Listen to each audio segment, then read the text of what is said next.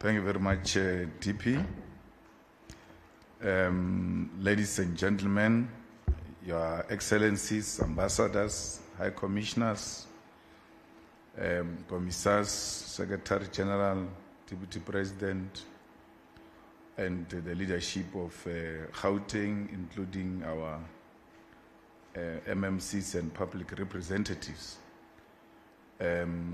distinguished dignitaries, representatives of African nations, leadership of economic freedom fighters. Allow me to begin with the words of Emperor Haile Selassie at the foundation of the Organization of African Unity in Addis Ababa on the 25th of May 1963, when he said, "We must act to shape and mold the future and leave our imprint on events as they slip past into history." And as Kwame Nkrumah warned the continent during the historic gathering, we must unite or perish. These words spoken during a moment of crisis, uncertainty, and revolutionary possibility for the African continent. Africa Day is more than just the celebration of an institution. It is the celebration of centuries of resistance against conquest, slavery, colonialism, apartheid, and fragmentation.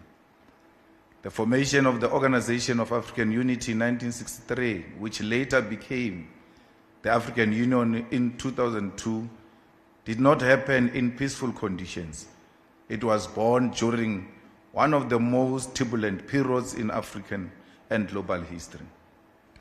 At the time, much of Africa was either under direct colonial rule or had only recently gained political independence. European powers had partitioned Africa through the Berlin Conference of 1884 to 1885 without the consent of African people, dividing communities, kingdoms, and nations with artificial borders designed to weaken African unity and facilitate colonial extraction. By the 1950s and 1960s, Africa had become the front line of anti-colonial struggle. Ghana had achieved independence in 1957 under the leadership of Kwame Nkrumah, becoming the first sub-Saharan African country to free itself from colonial rule in modern era. Nkrumah understood that Ghana's freedom would mean nothing if the rest of Africa remained colonized. That is why he famously declared that the independence of Ghana is meaningless unless it is linked to the total liberation of Africa. At the same time, Algeria was fighting one of the bloodiest anti-colonial wars against French occupation. Millions across Africa watched as Algerians sacrificed their lives for national liberation. In Congo, Patrice Lumumba had emerged as a symbol of African sovereignty and dignity after independence in 1960. But because he demanded real control over Congolese resources, he was overthrown and assassinated with the involvement of Western powers and local collaborators. His assassination became a warning to Africa about the dangers of neocolonialism and foreign interference. Across Southern Africa, apartheid South Africa, colonial Rhodesia, and Portuguese-controlled Mozambique and Angola remained brutal settler strongholds. Liberation movements such as the ANC, PAC, MPLA, Frelimo, SWAPO, and ZANU were intensifying armed struggle against racist minority regimes. At the same time, the Cold War was dividing the world between the United States and the Soviet Union. Africa risked becoming a battleground for foreign ideological and military competition rather than determining its own independent path. It was under these conditions that African leaders realized unity was necessary for survival. The formation of the Organization of African Unity in Addis Ababa was on 25 May 1963, was therefore driven by several urgent objectives. Firstly, to support the liberation of all African countries still under colonial and apartheid rule. Secondly, to protect the sovereignty of newly independent African states from external interferences and coups. Thirdly, to promote solidarity amongst African nations after centuries of divisions imposed by colonial borders. Fourthly, to create mechanisms for cooperation in economic development, democracy, education, health, and infrastructure. Finally, to restore the dignity of African people after centuries of dehumanization through slavery and colonialism. The movement towards unity was led by some of the greatest revolutionary thinkers and statesmen the continent has ever produced. Kwame Nkrumah of Ghana was perhaps the most outspoken advocate for the United States of Africa, arguing that political fragmentation will keep Africa weak and colonially dependent. Emperor Haile Selassie of Ethiopia played a crucial diplomatic role in bringing African leaders together in Addis Ababa. Ethiopia carried enormous symbolic significance because it was one of the few African nations to resist full colonial occupation and had become a symbol of African independence globally. Gamal Abdel Nasser of Egypt championed anti-imperialism and Arab-African solidarity while positioning Egypt as a central force in continental politics. Julius Nyerere of Tanzania advanced African socialism and supported liberation movements across Southern Africa, turning Tanzania into a base for anti-colonial struggles. Ahmed Ben Bella of Algeria emerged directly from armed resistance against French colonialism and strongly supported revolutionary movements across the continent. Leaders such as Sékou Touré of Guinea, Modibo Keita of Mali, and later Samora Machel, Agostinho Neto, Thomas Sankara, and Muammar Gaddafi all carried forward different dimensions of Pan-African vision. The OAU played a decisive role in supporting liberation movements militarily, diplomatically, and politically. It helped isolate apartheid South Africa internationally, supported independence struggles in Angola, Mozambique, Namibia, Zimbabwe, Guinea-Bissau, and elsewhere, and created a platform through which Africa could speak collectively against colonialism and racism. By the late 1990s and early 2000s, African leaders recognized that the post-colonial challenges facing the continent require a strong continental institution. Globalization, economic dependency, debt crisis, conflict, and underdevelopment demanded a more integrated African response. This led to the transformation of the OAU into African Union in 2002. The African Union was envisioned as a more active institution capable not only of political solidarity, but also economic integration, peacekeeping, infrastructure coordination, continental development, stronger African representation in global affairs. The AU emerged from the recognition that Africa could no longer survive merely as a collective of weak, fragmented states operating individually in a global system dominated by powerful economic blocs, and that historic mission remains unfinished. However, comrades and compatriots, the truthful history of African liberation can never be told without recognizing the women of Africa.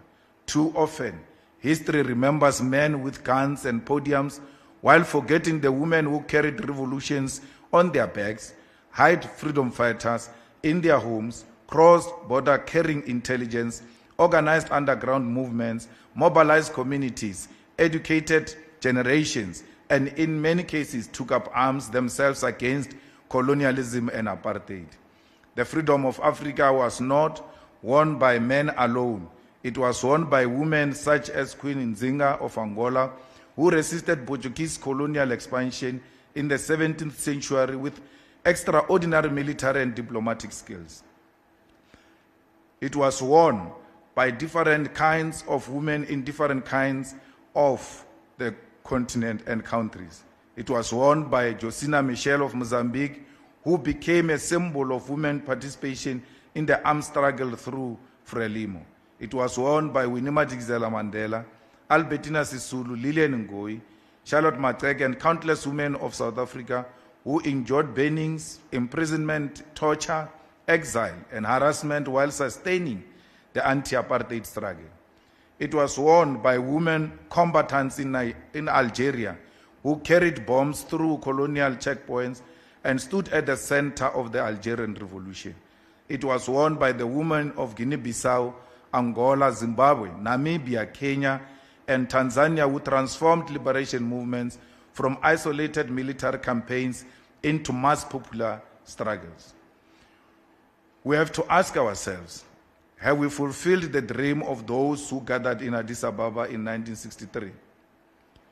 Or we just continuing with business as usual because we do not care about the historical mission of those who came before us? The answer is both yes and no. Yes, because Africa has defeated formal colonialism and apartheid. Yes, because African people continue to rise with resilience, creativity, and determination. Yes, because despite every obstacle placed before us, Africa continues to produce victories that deserve celebration. We commend Ethiopia for the Grand Ethiopian Resistance Dam, a symbol of African ambition, African engineering, and African self-determination. We recognize the advances made in Rwanda in healthcare, technology, and public administration. We commend Botswana for exercising relative stability and greater control over its mineral wealth.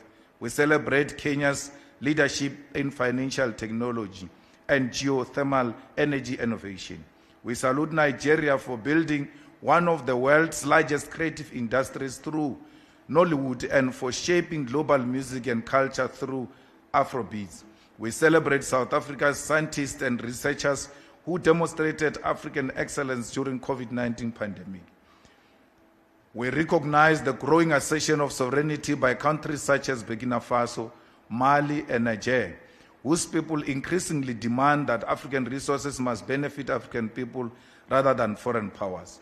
We celebrate the African Continental Free Trade Area as an important step towards economic integration and intra-African trade. Perhaps most importantly, we celebrate the rebirth of Pan-African consciousness amongst African youth, young Africans who are rejecting inferiority, reconnecting with African identity, and demanding dignity, opportunity, and self-determination. As we celebrate Africa Day, we cannot do so honestly without confronting the painful realities facing parts of our continent today. Because while Africa possesses extraordinary potential, millions of Africans continue to live under conditions of war, displacement, occupation, instability, and humanitarian crisis. In the Democratic Republic of Congo, one of the most richest countries on earth in terms of natural resources, generations of people continue to suffer violence, displacements, and exploitation. Eastern Congo remains trapped in cycles of armed conflict involving militias, foreign interferences, illegal mineral extraction, and regional instability. Countless lives have been lost in what has often been described as one of the most deadliest conflicts since the Second World War. In Sudan, we are witnessing another devastating humanitarian catastrophe. The conflict between foreign-sponsored rival military forces has displaced millions of people internally and across borders, destroyed infrastructure, disrupted healthcare system, and deepened hunger and insecurity. Sudan is a painful reminder of what happens when militarization, political instability, foreign interest, and weak democratic institutions converge. Ordinary Sudanese people, workers, women, children, students, families continue to pay their highest price for struggles over political power. In Somalia, decades of instability, conflict, terrorism, foreign intervention, and humanitarian crisis continue to affect millions of lives. Yet, Somalia also represents something important: the resilience of African people even under extreme conditions. Despite decades of war and fragmentation, Somalia community continues to build businesses, sustain families, maintain social networks, and reconstruct institutions. The Somali people deserve more than permanent humanitarian management by external actors. They deserve long-term peace, development, sovereignty, and investment in reconstruction. Africa must move beyond seeing Somalia only through the lens of conflict and instead support genuine state building, economic development, and regional stability led by Africans themselves. We must also speak clearly about Western Sahara, as it remains one of the last unresolved decolonization struggles on the African continent. For decades, the Sahrawi people have continued their struggle for self-determination in the face of occupation and displacement by Morocco. Africa cannot claim to stand fully for liberation while the question of Western Sahara remains unresolved. The right of people to determine their own future is a principle rooted deeply in the anti-colonial history of our continent. The crisis across Congo, Sudan, Somalia, Western Sahara, and elsewhere reminds us of important truth. Africa's peace and stability are interconnected. Instability in one African country quickly becomes instability for neighboring regions through displacement, economic disruption, trafficking, extremism, food insecurity, and humanitarian collapse. Africa cannot continue responding to continental crises through fragmentation and dependency on external powers whose interests are often geopolitical rather than humanitarian. We need stronger Africa peace-building institutions, stronger regional cooperation, Africa-led conflict resolution, investment in development, education, healthcare, economic opportunity, because poverty and hopelessness create fertile ground for instability. If we are to speak honestly about Africa, we must also speak about the material condition of our economy, both its weaknesses and its enormous untapped potential. Today, Africa's combined gross domestic product stands approximately at $3 trillion in nominal terms, making it about 2.5% of the global economy, despite Africa being home to roughly 18% of the world population. This imbalance alone tells the story of structural injustice in the global economic system. However, it also tells another story, that Africa remains massively underdeveloped, not because of lack of resources, but because of lack of industrialization and value additions. Sub-Saharan Africa is projected to grow at around 3.5 to 4.3% annually, making it one of the fastest growing regions in the world. However, this growth is not yet transforming the lived realities of the majority of African people, because it is driven largely by raw material exports rather than manufacturing and industrial capacity. One of the clearest contradictions is trade within the continent itself. Intra-African trade remains at roughly 15% to 18% of total African trade, meaning that more than 80% of African trade is still conducted outside the continent with Europe, Asia, and North America. This shows that Africa continues to trade more with the outside world than with itself. This is why initiatives like the African Continental Free Trade Area are urgent. Without internal trade integration, Africa will remain a supplier of raw materials and consumer of finished goods produced elsewhere. On debt, the situation is equally serious. African governments are expected to face more than $90 billion in external debt repayment in 2026 alone, placing enormous pressure on national budgets already struggling with unemployment, infrastructure backlogs, and social instability. In many countries, debt servicing consumes more resources than investment in health or education, meaning the future is being financed at the expense of the present. Despite these challenges, there are important signs of transformation. Africa is a home to nearly $4 trillion in institutional assets, including pension funds and sovereign wealth funds. This is capital that is increasingly being discussed as a foundation of self-financing development rather than dependency on external aid. This shows that Africa is not poor, but financially fragmented. If properly mobilized, African capital alone could finance infrastructure, industrialization, and development across the continent. The contradiction is clear that Africa is growing but not transforming fast enough. Africa is trading but not with itself. Africa is wealthy in resources but poor in ownership and industrial capacity. Africa is financially rich on paper but structurally dependent in practice. The task before us is therefore to transform them into material change for African people, because true economic freedom will only be achieved when Africa produces what it consumes, trades with itself, controls its own value chain, and turns raw material into finished goods on African soil. This is the next stage of the African revolution. Comrades and compatriots, no conversation about the future of Africa can be completed without speaking about the youth of our continent, because Africa is the youngest continent on earth.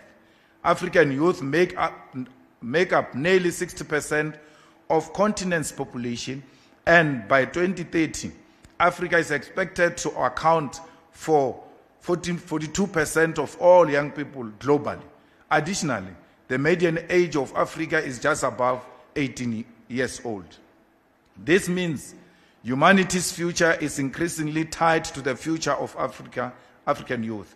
Yet, despite the enormous demographic advantage, millions of young Africans continue to confront unemployment, poor education system, migration crisis, inequality, and economic exclusion.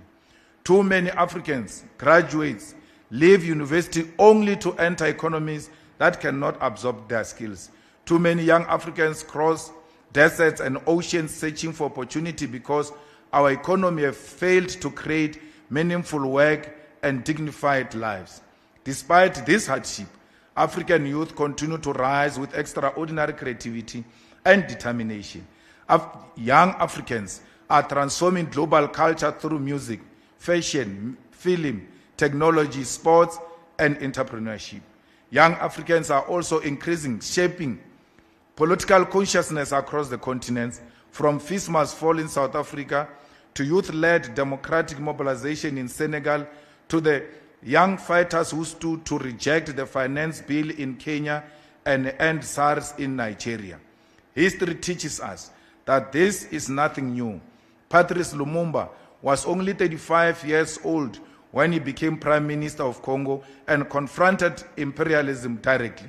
Thomas Sankara transformed Burkina Faso before the age of 40, and the young people of Soweto in 1976 shook the apartheid regime and inspired the world through fearless resistance. The history of African liberation has always been written by courageous youth, and that is why the greatest betrayal of African youth today is not only unemployment, but the absence of vision from leadership. The young Africans do not want to be isolated and excluded. The young Africans want to be given an opportunity to participate because they've got the ideas. We must not be threatened by the young people, especially as the older generation. Above all, they want the right to build successful lives on African soil, because Africa is what they know, and nothing else will ever make sense to the young Africans except Africa itself. We must do away with the leadership that is threatened by young people and always want to isolate them and destroy them young, because by doing so, you are destroying the future of Africa.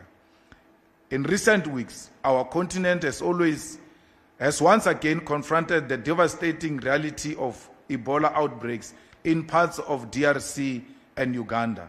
And these outbreaks, hundreds of suspected cases and deaths have been recorded, with the World Health Organization warning that in some instances the spread has outpaced response efforts and overwhelmed already fragile health systems.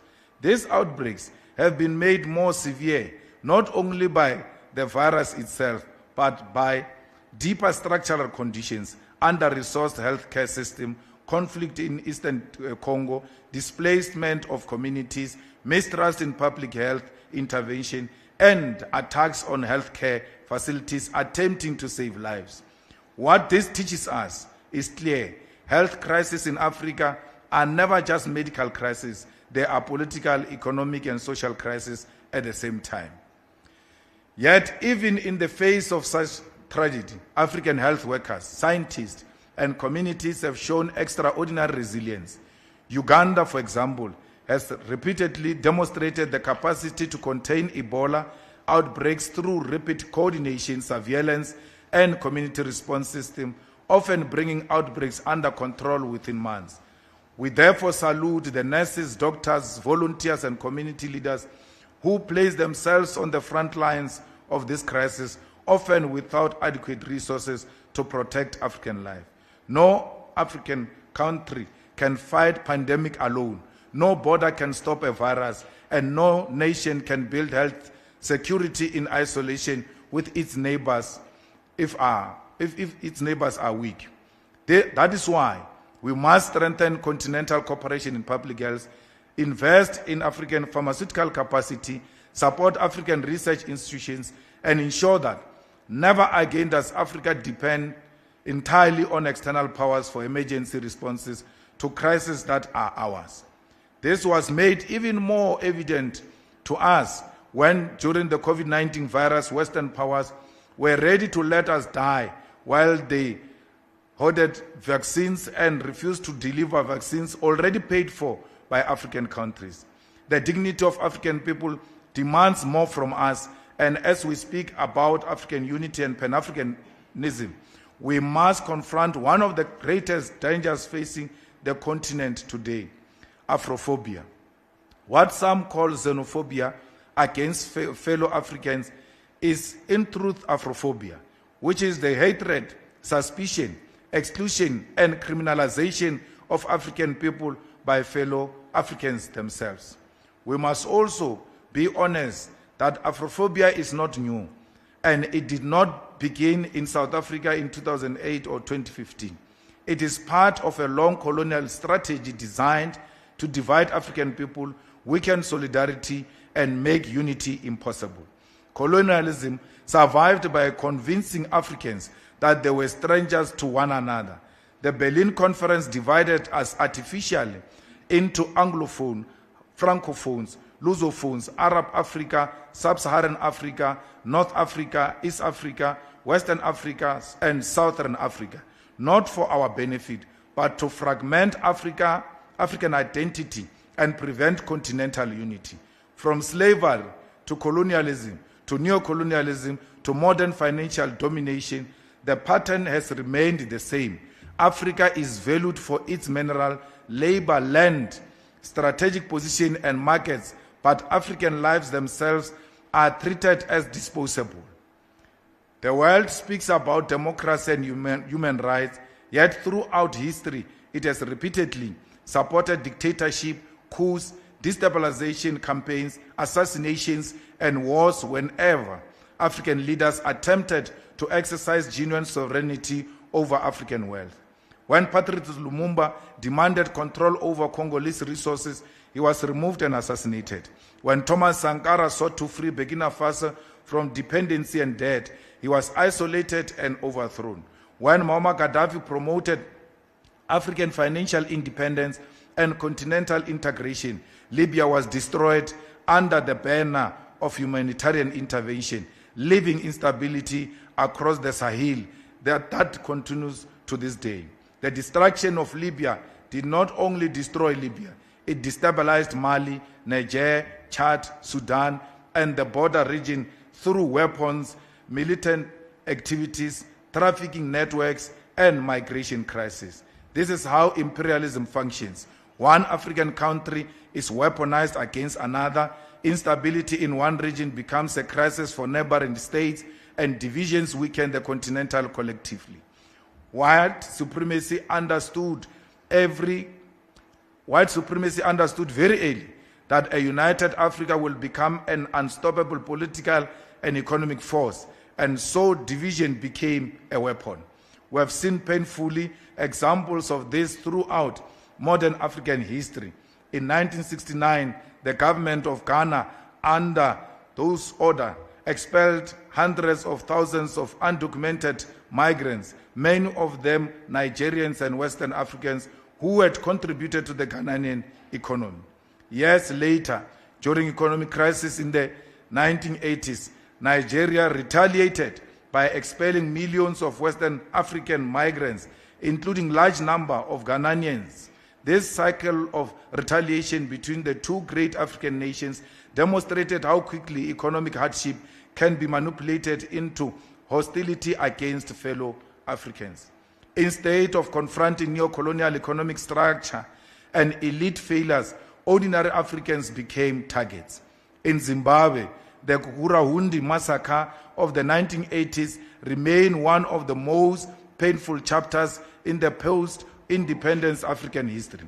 Thousands of Ndebele civilians were killed during brutal state crackdown in Matabeleland. This tragedy reminds us that ethnic chauvinism and political intolerance can become deadly when power is not guided by democratic accountability and Pan-African humanism. Across Northern Africa, many blacks continue to face racism, exploitation, arbitrary detention, slave trafficking, and violence while migrating through Libya, Tunisia, Algeria, and other transit regions. The collapse of Libya after NATO intervention intensified the suffering of black African migrants, many of whom were falsely accused of being mercenaries, imprisoned, tortured, sold into slave markets, or abandoned in inhumane conditions. In recent years, inflammatory rhetoric against sub-Saharan Africans, parts of North Africa, has contributed to attacks, discrimination, and expulsion of vulnerable migrants whose only crime was searching for dignity and survival. And of course, we have witnessed a repeated waves of anti-African violence in South Africa itself, where migrants from Zimbabwe, Mozambique, Somalia, Ethiopia, Nigeria, Malawi, Congo, and elsewhere have been attacked, displaced, looted, and killed. We must say clearly, this violence can never be justified. An unemployed South African and an unemployed Zimbabwean are both victims of the same global system of inequality and exploitation. A Nigerian street trader and a South African worker are not enemies. A Somali shopkeeper and a township resident are not enemies. The true enemy is the system that keeps African people poor while a tiny elite accumulates wealth. Kwame Nkrumah warned us when he said, "The forces that unite us are intrinsic and greater than the superimposed influences that keeps us apart." Julius Nyerere also reminds us, without unity, there is no future for Africa. Thomas Sankara taught us that imperialism often occurs in more subtle forms: a loan, food, aid, blackmail. Part of that subtle imperialism is teaching Africans to fear one another instead of confronting the structure that exploits all of us collectively.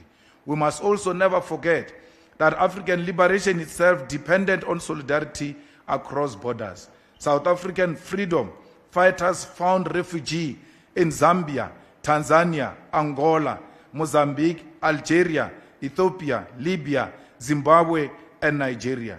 Mozambique and Angola suffered destabilization and military attacks because they supported the anti-apartheid struggle. Nigeria funded liberation movements across southern Africa. Tanzania became a home for exiled revolutionaries from across the continent, and Algeria trained liberation fighters from anti-colonial movements throughout Africa. No African country liberated itself entirely alone, and that is why Afrophobia is not only morally wrong, it is historically ignorant. It is a betrayal of liberation struggles, a betrayal of Pan-Africanism, and a betrayal of the spirit of 1963 Addis Ababa. Comrades, we must understand something fundamental. In the global system, Africans only truly have one another. Europe will defend European interests.